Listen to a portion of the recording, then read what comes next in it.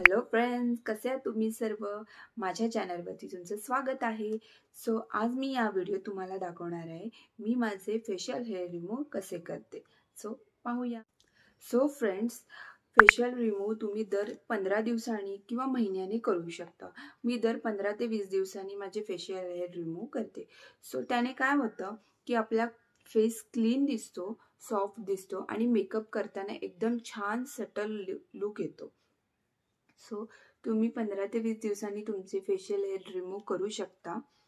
So friends, facial hair remove करण्याचे खूप सारे प्रकार आहेत. त्यात म्हणजे पहिलं की वॅक्सिंग, दुसरं थ्रेडिंग, तिसरं रेझर आणि चौथं म्हणजे लेझर ट्रीटमेंट, जी खूप कॉस्टली असते. ज्यांना पॉकेट फ्रेंडली असेल त्यांनी ते लेझर ट्रीटमेंट करू शकता, ज्याने हेअर ग्रोथ कमी होते, पण येत नाही अशी नाही, येते हेअर ग्रोथ पण फार कमी असते आणि त्याने स्किनसुद्धा छान होते. सो ज्यांना आवडेल त्यांनी ते ऑप्शन करू शकता. सेकंड, वॅक्सिंगसुद्धा तुम्ही तुमच्या पार्लरमध्ये जाऊन किंवा घरीसुद्धा करू शकता. मला मोस्टली वॅक्सिंग नाही आवडत, सो मी नाही करत. आणि नंतर थ्रेडिंगसुद्धा फार मला नाही आवडत, कारण त्याने खूप पेन होतं. सो मी ते कधीच केलं नाही आहे. आणि मला आवडतं ते रेझर, सो मी रेझरच यूज करते. तुम्ही चांगल्या कंपनीचा रेझर यूज करून फेशियल हेअर रिमूव्ह घरी बसल्या करू शकता. त्यात काही अवघड असं नाही आहे. मी या व्हिडिओमध्ये तुम्हाला डिटेलमध्ये कसं करायचं ते दाखवेनच. सो फ्रेंड्स, मोस्ट कॉमनली प्रश्न विचारला जातो किंवा सगळ्यांचा डाऊट असतो की फेशियल हेअर रिमूव्ह केल्याने केस पुरुषांसारखे येतात का, दाढीसारखे येतात का, दाट येतात का, खूप येतात का? काही मुलींना असं वाटतं की फेशियल हेअर रिमूव्ह केल्याने खूप सारे केस येतात आणि अगदी पुरुषांसारखी दाढी वगैरे येते. तर असं काय? सो मैत्रिणींनो, असं काही नसतं की अगदी जाड वगैरे केस येतात. ते तुमच्या हेअर ग्रोथनुसारच येतात. सो ज्यांना पीसीओडी आहे, पीसीओएस आहे, थायरॉइड आहे, असे हार्मोनल इम्बॅलन्सचा प्रॉब्लेम आहे, त्यांना थोडासा प्रॉब्लेम होऊ शकतो. सगळ्यांना कॉमनली असा काही प्रॉब्लेम होत नाही. ते तुमची जशी स्किन आहे, तुमची हेअर ग्रोथ जशी आहे तसेच केस येतात ते.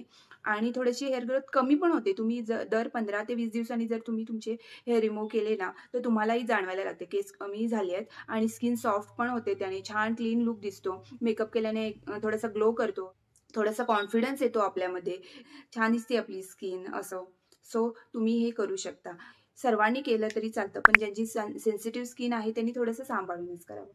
सो फ्रेंड्स, तुम्ही तुमची स्किन आधी क्लीन करून घ्यायची आहे, वेट वाईपने किंवा फेस वॉशने. देन तुम्हाला असे जेल यूज करायचं आहे. सो फर्स्ट टिप ही असेल की तुम्ही कधीही तुमची फेशियल हेअर रिमूव्ह करताना ड्राय स्किनवर करायचं नाही. तुम्हाला खूप जास्त प्रमाणात डॅमेज स्किन होऊ शकते, परमनंटली डॅमेज स्किन होऊ शकते, ज्याने मला एकदा झालेली आहे. ती मिस्टेक मी केलेली आहे आणि मला खूप सारा पैसाही त्यावर ओतावा लागला आहे.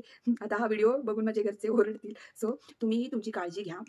असं कधीही करू नका. तुमचं मॉइश्चरायझर असेल किंवा बेबी ऑइल असेल किंवा तुम्ही जे मेकअप करताना ऑइल वापरता ते ऑइल असेल तुमचं, किंवा एखादं थिक असं मॉइश्चरायझर जरी तुम्ही यूज केला किंवा असं ॲलोवेरा जेल मार्केटमध्ये येतात किंवा आता मार्केटमध्ये फेशियल हेअर रिमूव्ह करण्यासाठी क्रीमसुद्धा आलेले आहेत, जे जेल बेस आहेत ते सुद्धा तुम्ही यूज केला तरी चालतो. सो मी हे आधीपासून यूज करत आले आहे. सो माझ्याकडे हे आहे. सो मी आता हे वापरणार आहे. सो तुम्ही कधीही ड्राय फेसवर फेशियल हेअर रिमूव्ह करायचं नाही, रेझर यूज करायचं नाही, नाहीतर खूप प्रमाणात तो डॅमेज तुमची स्किन करतो. सो ही टिप नक्की लक्षात घ्या. फेशियल हेअर रिमूव्ह करण्यासाठी असे मार्केटमध्ये रेझर येतात, तुम्ही त्याचा यूज करू शकता. काही ब्रँडची नावं किंवा सजेशन मी तुम्हाला इथे देईनच. तुम्ही ते यूज करून तुमचे फेशियल हेअर रिमूव्ह करू शकता.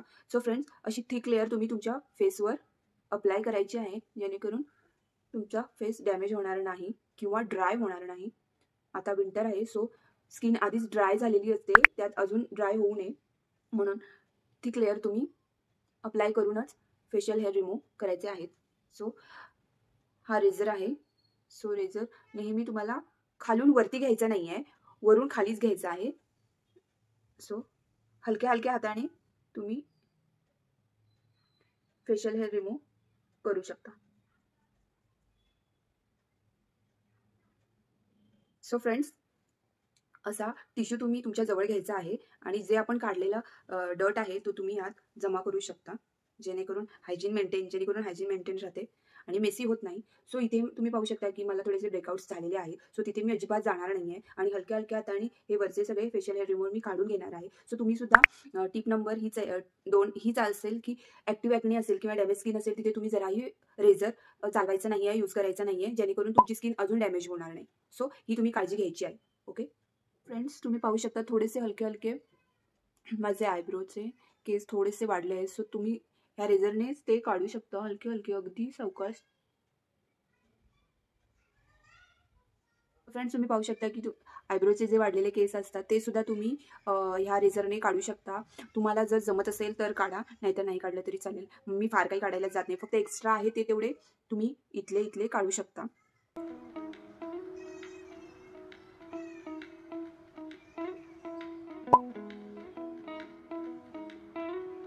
अगदी हलक्या हाताने तुम्हाला हे प्रोसेस करायचे आहे. खूप रब करायचं नाही आहे, जोर द्यायचा नाही आहे. हलक्या हलक्या हाताने तुम्हाला ही प्रोसेस करायची आहे. सो फ्रेंड्स, नेक्स्ट टिप ही आहे की रेझर 2 ते 3 वेळा यूज करून तुम्हाला तो टाकायचा आहे. त्याचा रियूज पुन्हा पुन्हा करत राहायचा नाही आहे. त्याने तुमचे आणखीन पिंपल्स वगैरे यायचा चान्स असतो. सो तुम्ही 2 ते 3 वेळा यूज करून तो टाकून द्यायचा आहे आणि नवीन यूज करायचा.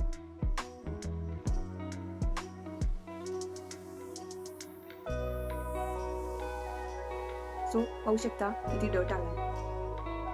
सो असं तुम्ही टिश्यू घेऊन त्यात तुम्ही काढायचं आहे. सो फ्रेंड्स, हा रेझर तुम्ही इतरांशी कधीही शेअर करायचा नाही. त्याने सुद्धा तुम्हाला प्रॉब्लेम होऊ शकतो किंवा ॲलर्जी होऊ शकते. सो ही टिप तुम्ही नक्की लक्षात ठेवा. सो फ्रेंड्स, पाहू शकता मी संपूर्ण हेअर रिमूव्ह करून घेतले आहेत आणि त्यानंतर मी माझ्या फेसवॉशने माझा संपूर्ण फेस क्लीन करून घेतला आहे. तुम्ही ही फेशियल हेअर रिमूव्ह केल्यानंतर तुम्हाला सगळ्यात आधी फेस वॉश करायचा आहे, क्लीन करायचा आहे.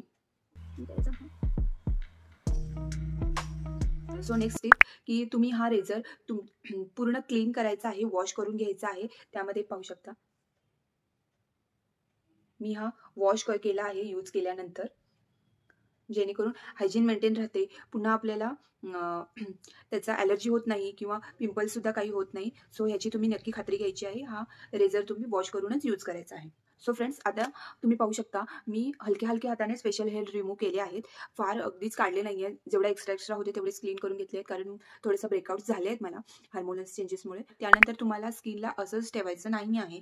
त्यानंतर तुम्हाला तुमच्या रेग्युलर मॉइश्चरायझरने किंवा थिक मॉइश्चरायझरने तुम्हाला फेस लॉक करून घ्यायचा आहे. सो फ्रेंड्स, मी आता हे जेल यूज करणार आहे. ॲलोवेरा जेल हे सुदिंग असतं, कामिंग असतं, जेणेकरून तुमची स्किन सॉफ्ट राहते. रेझरने हेअर रिमूव्ह केल्यामुळे स्किन तुमची ड्राय होऊ शकते. सो आपण आता हे जेल यूज करून स्किनला प्रोटेक्ट करणार आहोत, थोडंसं सॉफ्ट करणार आहोत, जेणेकरून तुमची स्किन ड्राय होणार नाही आणि सॉफ्ट राहील.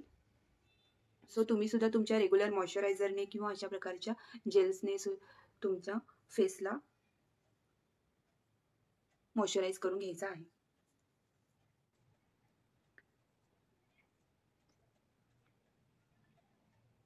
फ्रेंड्स, पाहू शकता आपलं फेशियल हेअर रुटीन झालेलं आहे. अशा प्रकारे तुम्हीही तुमच्या घरी तुमचं फेशियल हेअर रिमूव्ह करू शकता. फार काही अवघड नाही आहे. फक्त काही गोष्टींची काळजी घेतली की तुम्ही इझिली तुमचे फेशियल हेअर रिमूव्ह करू शकता. अशा प्रकारे तुम्ही दर 15 ते 20 दिवसांनी तुमचे फेशियल हेअर रिमूव्ह करू शकता. आणि मी ज्या ज्या काही टिप्स सांगितल्यात ते नेहमी लक्षात ठेवा आणि त्याप्रमाणे तुम्ही तुमचं रुटीन करा. नक्की तुम्हाला तुमची स्किन सॉफ्ट आणि छान दिसेल. मेकअप करताना थोडासा कॉन्फिडन्स येतो आणि छान वाटते आपल्याला स्किन. जरी तुम्ही मेकअप करत नसाल तरी निदान फेसवर कॉन्फिडन्स येण्यासाठी किंवा जरा उजळपणा दिसण्यासाठी, फ्रेशपणा दिसण्यासाठी तुम्ही अशा प्रकारे फेशियल हेअर रिमूव्ह करू शकता. सो फ्रेंड्स, असं होतं माझं monthly facial hair remover routine. So कसं वाटलं नक्की मला कमेंट करून सांगा.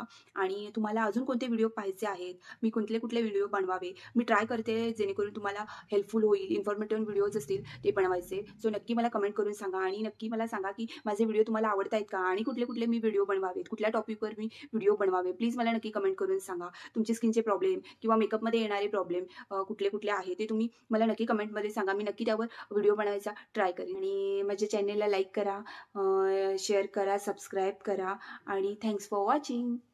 बाय.